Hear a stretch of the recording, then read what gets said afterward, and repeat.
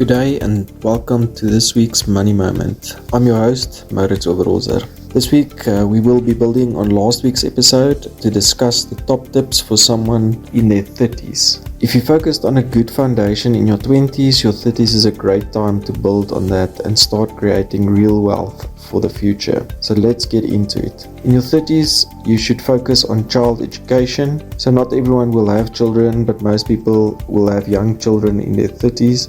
And this is a great time to save and invest for your child's education. There's numerous ways to do that, but that's for another day. Number 2, I said climb the ladder. If you're working for a company, your 30s is a great time to get going on the corporate ladder, as you should have a few years of experience in your field of work. Thus, you will become more valuable for your company. Have discussions with your superiors and make sure that there's a clear path of growth. Also make sure you continue to educate yourself and increase your worth to the company. Number 3, preserve your retirement. If you move companies or jobs, do not cash out your retirement. This is one of the biggest mistakes people make in the younger years, and it forces them to have to try play catch up in their 40s and 50s. Number 4, find a long-term property. If you're purchasing a home, make sure it's one where you will stay for at least 10 years.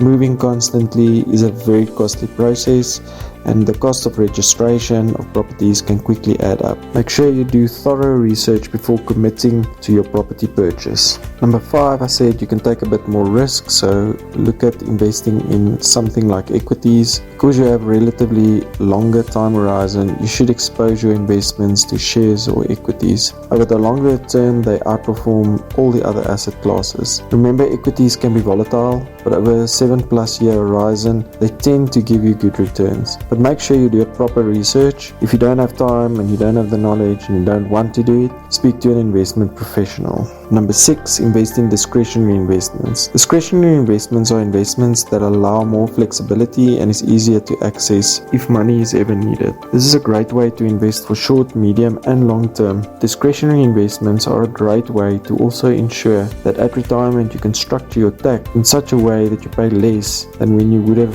had only retirement funds to draw from. This is obviously a bit more complicated than described here, so I would suggest talking to an investment and retirement professional to set this up for you, as there are hundreds of discretionary platforms and types of investments available. That's it for this week's Money Moment, but please tune in next week, same time, same place, where I'll be discussing what to focus on in your 40s. Remember, you can get into contact with me by emailing me at info@mauritzoberholzer.co.za.